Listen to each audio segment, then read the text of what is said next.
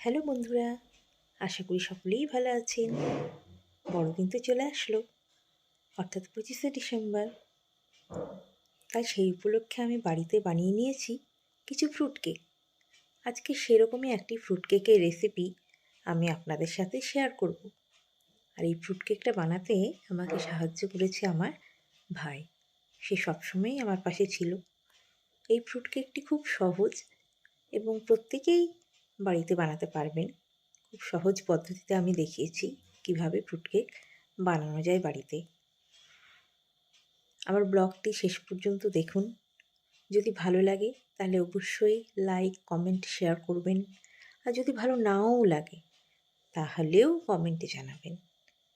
আমার পরবর্তী ব্লগগুলো দেখার জন্য সাবস্ক্রাইব করে নেবেন ঝিনুক ব্লগ। তাহলে চলুন আর দেরি না করে আমরা কেক বানানোর পদ্ধতিগুলো দেখে নিই। চলুন বন্ধুরা, দেখি। প্রথমে আমি দেখাচ্ছি আমি কেক তৈরির জন্য কি কি উপকরণগুলো নিয়েছি। এখানে কিছু ড্রাই ফ্রুটস আছে, ভ্যানিলা, বেকিং পাউডার, কেক বানানোর জন্য আমুল বাটার, আর নিয়েছি যেসব পাত্র যেগুলোতে আমি কেক তৈরির জন্য ব্যবহার করব, সেই পাত্রগুলোর ছবিও আমি এখানে তুলে ধরেছি।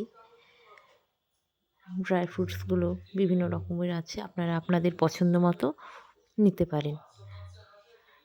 আর আমি নিয়ে নিয়েছি ময়দা, যেটা গণেশের ময়দা, চিনি গুঁড়ো করে রাখা আছে। প্রত্যেকটা উপকরণ দেখিয়ে দিচ্ছি। বাটার নিয়ে নিয়েছি, যেহেতু এটা ফ্রুট কেক, পাউন্ড কেক, সেই জন্য এখানে বাটার, ময়দা আর চিনির পরিমাণ একই থাকবে। আমি 180 গ্রাম করে নিয়েছি আর 4টা ডিম নিয়েছি। বাটারটাকে প্রথমে খুব ভালোভাবে বিটারের সাহায্যে বিট করে নিতে হবে। খুব সুন্দর করে এখানে বিট করে নেওয়া হচ্ছে, দেখতেই পাচ্ছেন খুব সুন্দরভাবে বাটারটাকে বিট করে নেওয়া হচ্ছে। এরপরে এর সাথে চিনি যোগ করা হচ্ছে, চিনি গুঁড়ো। চিনিটাকে আমি 180 গ্রাম চিনিকে আগেই মিক্সিতে গুঁড়ো করে রেখেছি। এবার সেই চিনি গুঁড়ো আমরা ধাপে ধাপে মিশিয়ে দেব, একবারে কিন্তু মেশাবেন না। প্রথমে কিছুটা দিয়ে অল্প পরিমাণ দিয়ে মিশিয়ে নেবেন। আমরা ওখানে তাই করেছি। বাটারের মধ্যে প্রথমে অল্প পরিমাণ চিনি দিয়ে সেটাকে সুন্দর করে মিশিয়ে নিচ্ছি। দেখতেই পাচ্ছেন খুব সুন্দরভাবে সেটাকে বাটারের সাথে মেশানোর কাজ চলছে। এরপর আবার বিটারটি চালিয়ে সেটাকে সুন্দর করে মিক্স করে নেওয়া হচ্ছে। যদি আপনাদের কাছে বিটার নাও থাকে তাহলেও আপনারা স্পুনের সাহায্যে এই কাজটি করতে পারবেন। খুব ভালো করে মিশিয়ে নেওয়া হচ্ছে চিনিটাকে বাটারের সাথে।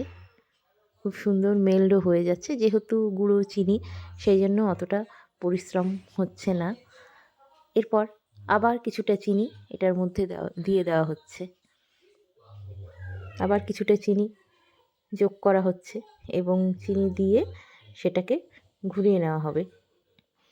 আরও কিছুটা চিনি রয়ে গেল, চিনিটা দিয়ে আবার ঘুরিয়ে নেওয়া হচ্ছে, খুব সুন্দরভাবে ঘুরিয়ে নেওয়া হচ্ছে। পরবর্তী ধাপে আরও কিছুটা চিনি দিয়ে বিট করে চিনি মেশানো কমপ্লিট হয়ে যাবে। দেখতেই পাচ্ছেন চিনিটা খুব সুন্দরভাবে বাটারের সাথে মিশে গেছে, এর একটা দারুণ টেক্সচার এসছে।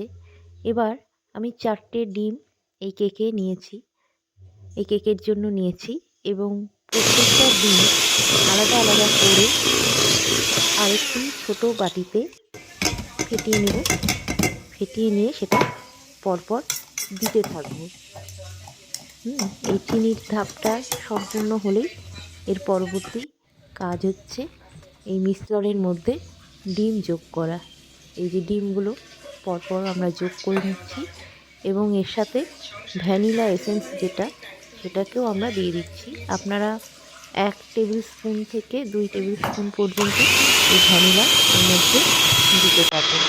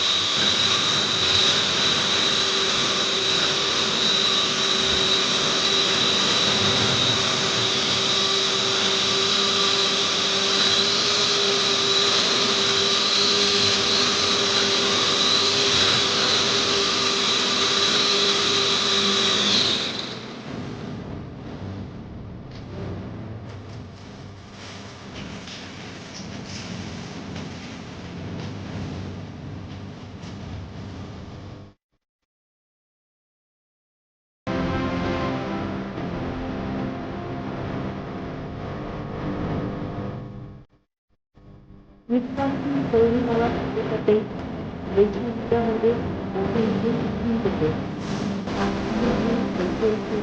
8 মিনিট জন্য ওভেনকে 3 থেকে রেখে দেওয়া হয়।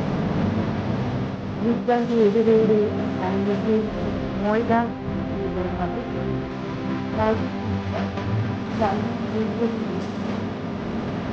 অল্প অল্প করে চেলে মিশ্রণটির মধ্যে আমরা দিয়ে দিচ্ছি, একেবারে না দিয়ে অল্প অল্প করে দিচ্ছি যাতে কোনো লাম্পস না হয়। লাম্পস হয়ে গেলে কেকটা ভালো হবে না।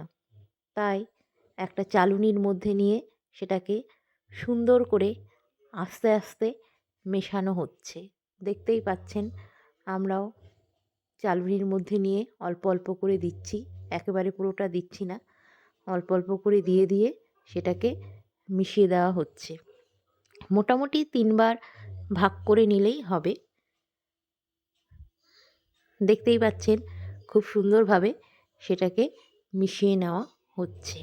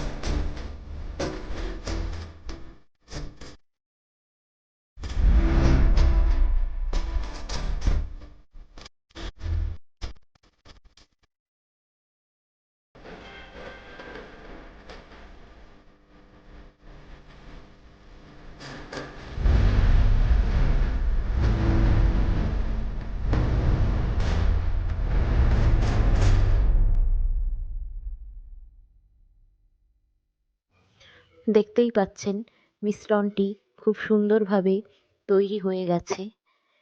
খুব সুন্দর স্মুথ একটি মিশ্রণ তৈরি হয়ে গেছে। বাটার, চিনি, ডিম আর ময়দা দিয়ে একটি সুন্দর কেকের মিশ্রণ তৈরি হয়েছে। এর পরবর্তী ধাপ হচ্ছে এই মিশ্রণের মধ্যে যে ড্রাই ফ্রুটগুলো আমরা রেখেছি, কাজু, কিশমিশ, ব্ল্যাক রেজিন, আমন্ড, টুটি ফ্রুটি, মোরব্বা, এগুলো আমরা সব মিশিয়ে নেব। তারপরে একটি বিশেষ পদ্ধতি, কাট ফোল্ড পদ্ধতির মাধ্যমে সেগুলো আমরা মিশাবো। তো দেখুন আমরা ড্রাই ফ্রুটগুলো দিয়ে দিচ্ছি একে একে। এই ড্রাই ফ্রুটগুলো কেকের মধ্যে থাকলে খেতে খুবই ভালো লাগে। বিভিন্ন ধরনের ড্রাই ফ্রুট অ্যাড করা হচ্ছে কেকের মধ্যে। যদি কারো ড্রাই ফ্রুট পছন্দ না হয় তাহলে এমনিও করতে পারেন, ড্রাই ফ্রুটগুলো বাদ দিয়ে দেবেন। আপনারা নিজেদের পছন্দ মতো এখানে ড্রাই ফ্রুট দেবেন, যতটা ইচ্ছা দেবেন। আবার খুব বেশি পরিমাণও দিয়ে দেবেন না, নাহলে ভালো লাগবে না। একটা নির্দিষ্ট পরিমাণ মতো দেবেন। এবার এই যে পদ্ধতিটা স্প্যাচুলার সাহায্যে করা হচ্ছে কাট ফোল্ড, এটাও কেক তৈরির একটি বিশেষ পদ্ধতি। এই পদ্ধতিতে করলে কেকটা খুব সুন্দর স্পঞ্জি হবে এবং খেতেও খুব ভালো হবে। তো এই বিশেষ পদ্ধতিতে আমরা কি করছি, কেকটাকে তৈরি করে নিচ্ছি কাট ফোল্ড পদ্ধতিতে। কেকের মধ্যে ড্রাই ফ্রুটগুলো সুন্দর করে মিশিয়ে নেওয়া হচ্ছে, দেখতেই পাচ্ছেন। এরপরে কেকটাকে কেক বানানোর পাত্রের মধ্যে ঢেলে দেওয়া হবে। বাটার পেপার আমরা আগে থেকেই দিয়ে রেখেছি। তারপরে সেটাকে আমরা ওভেনে বসিয়ে দেব। মোটামুটি 40 থেকে 45 মিনিট বা সবথেকে বেশি হলে 1 ঘন্টা 180 ডিগ্রি সেলসিয়াস প্রিহিট করে নিয়েছি 10 মিনিটের জন্য, এবং 180 ডিগ্রিতেই আবার বসিয়ে দেব 45 মিনিট মতো। তারপরে যদি আরও লাগে আরও 15 মিনিট দিয়ে 1 ঘন্টা ম্যাক্সিমাম করে ছেড়ে দিতে হবে, এর মধ্যেই হয়ে যাবে।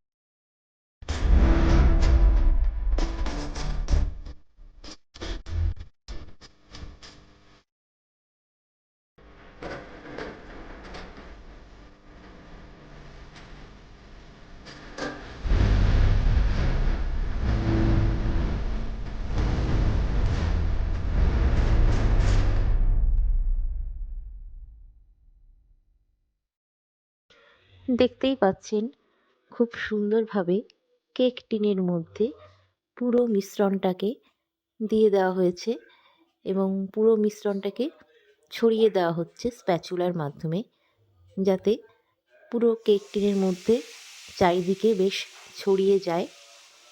এরপর এটা কমপ্লিট হয়ে গেলেই এটাকে ওভেনে দিয়ে দেওয়ার পালা। যাদের ওভেন নেই তারা এমনি চুল্লিতেও দিয়ে দিতে পারবেন। দেখতে পাচ্ছেন খুব সুন্দরভাবে স্প্যাচুলার সাহায্যে সেটাকে স্প্রেড করে নেওয়া হচ্ছে মিশ্রণটাকে।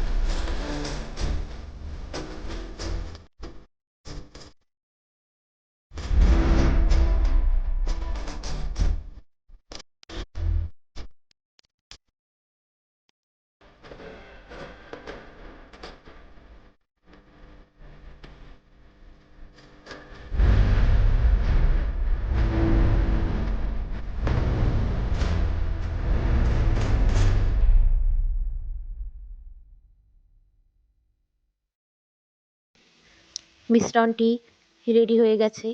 এবার তাড়াতাড়ি এটিকে ওভেনে দিয়ে দেওয়ার পালা। শেষ মুহূর্তের কাজ চলছে মিশ্রণটিকে ভালোভাবে সেট করার। ব্যাস হয়েই গেছে। যেটুকু আছে শেষটুকুও দিয়ে দেওয়া হচ্ছে পাত্রের মধ্যে। এবার একদম রেডি হয়ে গেছে।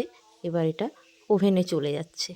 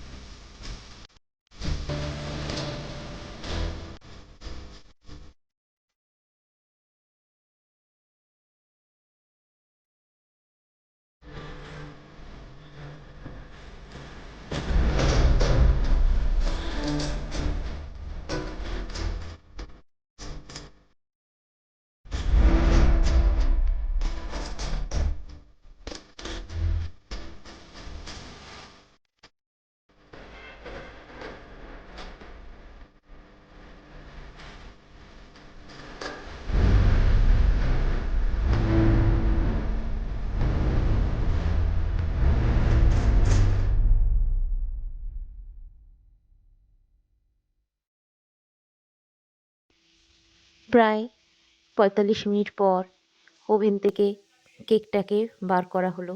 আপনারা দেখতেই পাচ্ছেন কি সুন্দর রং হয়েছে এবং দেখতেও খুব আকর্ষণীয় হয়েছে। দেখে নিন আপনারা, একদম দোকানের মতো। এবার আমরা কেটে দেখাচ্ছি।